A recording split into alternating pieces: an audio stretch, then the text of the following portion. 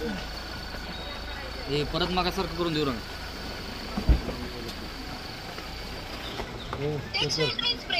Saraswat cooperative bank limited, विश्वासाच्या नात्याची अविरत परंपरा.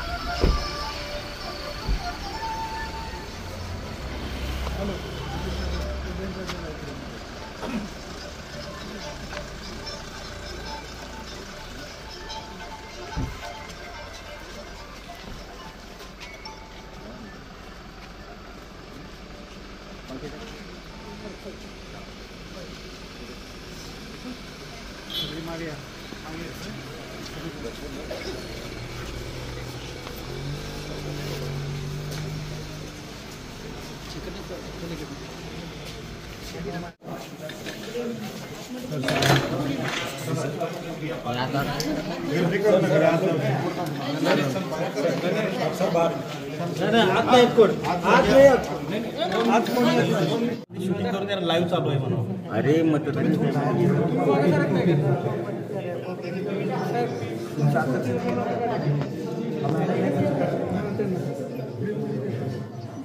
खाली कर ओंकार. तात्या जरा पलीकडे सर का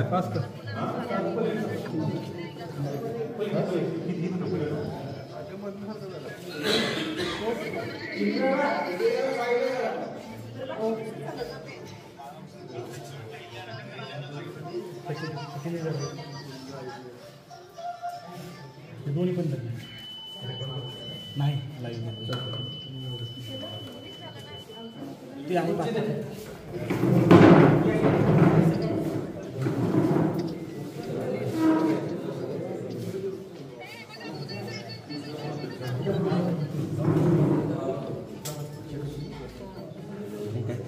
ते तर खाली करणार खाली करणार बस. तुम्ही हे घेतलंय काय आयडिया घेतलं काय जिओ घेतलं दोन्ही पण टाकलं कसं दोन्ही असतं.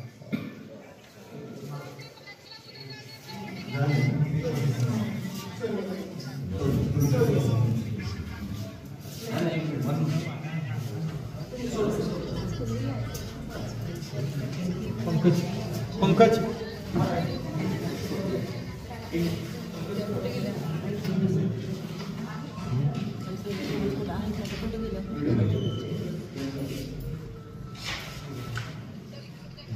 आवाज येतो पण दाबून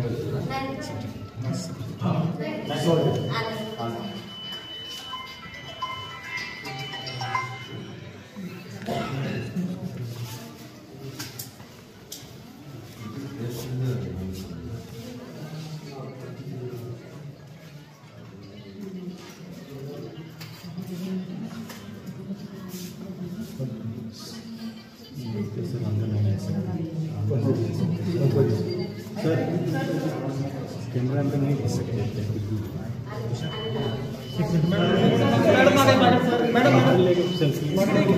मागे लाईव्ह चालू आहे. महाराज एकदा ते इथं बाहेर या बाहेर या. जरा पुढच्या बाजूला पुढच्या बाजूला मधली काढते.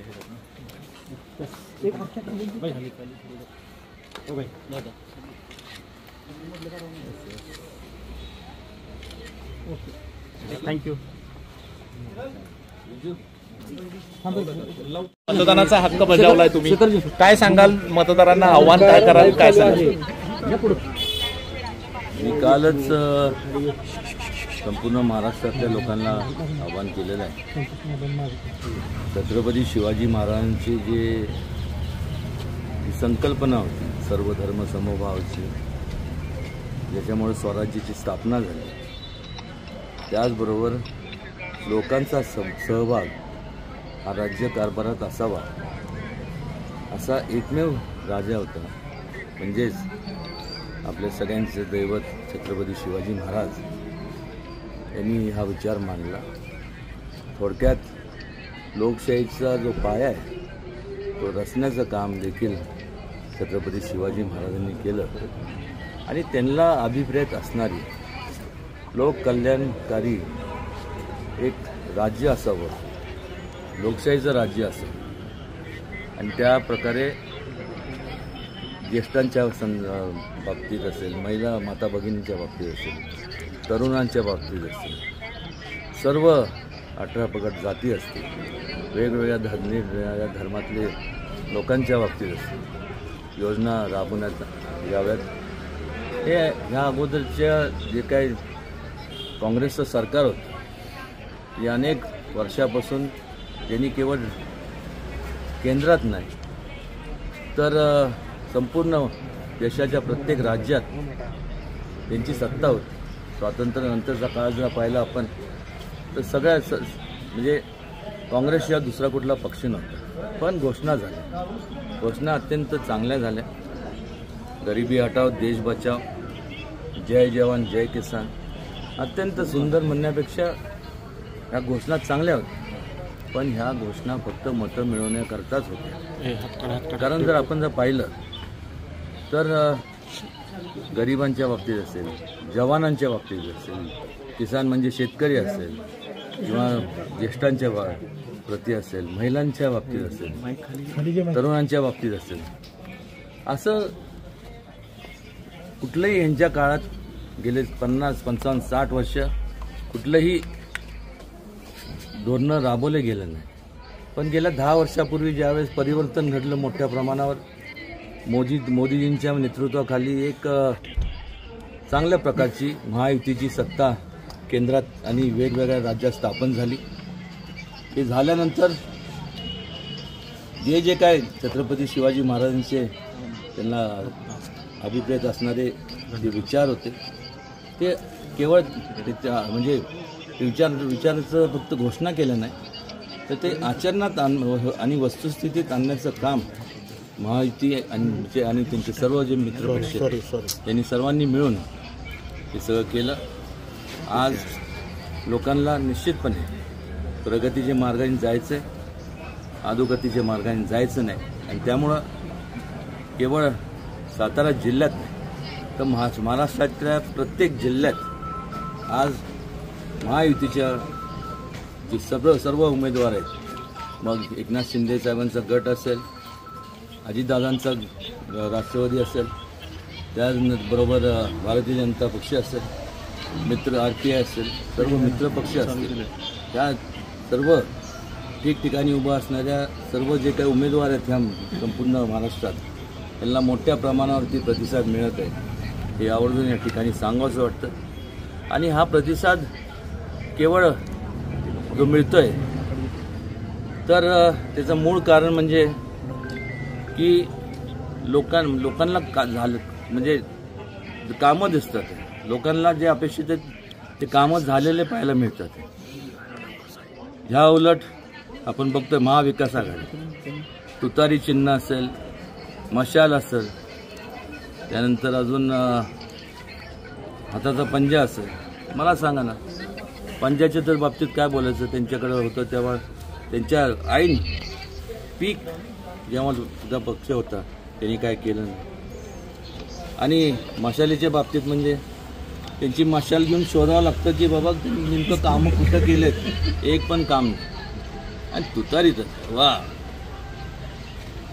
एवढ्या वर्ष पवार साहेबांनी तर नुसतं घोषणाबाजी आणि ती खिरापत केली, त्याची तुतारी वाजवली, आम्ही हे करणार ते करणार, केलं काय.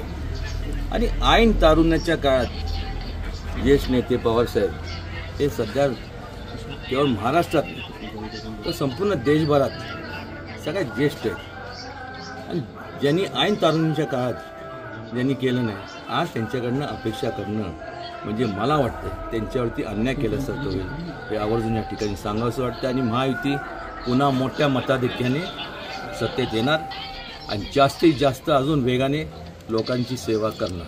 भारत सातारा विधानसभा मतदारसंघातून बंधू उभे आहेत, काय वाटतंय या विधानसभेचा निकाल काय असेल? ऑलरेडी लागलाच जमाय नाही. ह्या काय संपूर्ण जिल्ह्यातल्या सगळ्या महायुतीच्या जागांचा निकाल लागल्याच जमाय. मला वाटतं की आमदार शिवेंद्रराजे हे सगळ्यात मोठ्या म्हणजे महाराष्ट्रात तरी सगळ्यात मोठ्या मताधिक्याने निवडून येतील. सगळे राज्यात पण चित्र असंच राहील. झालेले आहेत पैसे वाटलेल्याचे आणि त्याचा परिणाम पूर्ण महाराष्ट्रातल्या निवडणुकीवर होऊ शकतो नाही. कारण की असं काय घडलं नाही, हे सगळं दाखवलेलं असतं. समजा मी एका ग्रुपमध्ये बसलोय मग तुम्ही एखादा येणार ती बॅग आणून ठेवणार आणि मग काढणार, चाला फोटो काढा. हे सगळं नुसतं काय त्याला म्हणतात प्लांटेड असतं ना, तसे स्कीम्स असतात. एखाद्याला बदनाम करायचं आणि ऐन निवडणुकीच्या काळात जेव्हा लोकांसमोर जात असताना आपल्याकडं कुठलंही सांगण्यासारखं काम नसतं, तेव्हा मग आपण म्हणजे मग चारित्र्य हनन असेल किंवा मग वैयक्तिक पातळीवरती जाणं, हे राजकारणात आता अनेक वर्षापासून मी पण बघत आलेलो, आपण पण पाहिलं. महाराज बारामतीमध्ये अजित पवारांना मोठं आव्हान दिलेलं आहे पुतण्याने. काय वाटतं बारामतीमध्ये काय निकाल लागेल? काय पुतण्यानं स्वतः बारामतीमध्ये अजितदादांना आव्हान दिलंय. काय वाटतंय बारामतीचा निकाल काय लागेल? इम्तियाजभाई मागेसारखा नाही दादा निर्भय दादानी काम केले होते तसं. आता ते ह्यांचं नाव काय ते युगेंद्र पवार. हां युगेंद्र त्यांनी आयुष्य फॉरेनला काढलं इकडे तिकडे. त्यांनी आपलं तसंच राहावं. ज्यावेळेस काम करायचं होतं त्यावेळेस केलं नाही. आणि ज्यांनी अजितदादांसारख्या व्यक्तींनी काम केलंय, आणि कसं असतं हौशे नवशे गवशी असतात. निवडणुकीच्या काळात अनेक लोक उभं असतात. कोणतरी म्हणतं अरे धार तू उभं. मग पवारसाहेबांनी सांगितलं तर कोण नाही तर त्याला बळीचा बकरा केला, एवढंच मला या ठिकाणी सांगायचं वाटतं. महाराज साहेब एकीकडे पवार वाईमध्ये येतात आणि पाडा पाडा पाडा म्हणतात आणि पवार साहेब, आणि तुम्ही म्हणता आबांची कॉलर टाईट करा. काय सांग? पाडा कशा करता मला सांगा. पाडा म्हणजे कशा करता पाडा? गद्दारी मकरंद पाटलांनी केली असं त्यांचं. गद्दारी केली. मग 55-60 वर्ष जेव्हा काँग्रेस बरोबर तुम्ही होत्या, घोषणा झाल्या, लोकांच्या कामाची पूर्तता झाली नाही, ह्याच्यावेळी तर मोठी गद्दारी होऊ शकत नाही. गद्दारी कोणी केली? ह्या लोकांनी केली, काँग्रेसनी. पवारसाहेब असतील, सगळे ज्यावेळेस होते लोकांच्या भावनेशी खिलवाड केलाच ना. त्यांनी उत्तर द्यावं त्याच्या संदर्भात. आणि मी काय चिडेपोटी बोलत नाही. त्यावेळेस जे आता जे ज्येष्ठ आहेत ते त्यावेळेस ते पण ऐन तारुणच होते. त्यांचं संपूर्ण जे काय स्वप्न पाहिलं ते स्वप्नांचा भंग झाला. बरोबर नाही ना.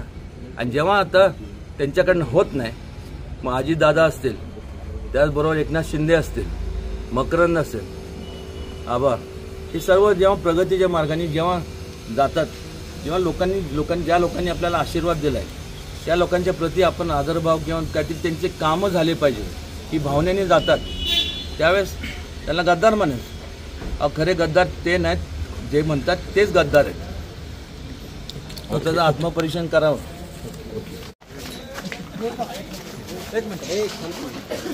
एकच मिनिट.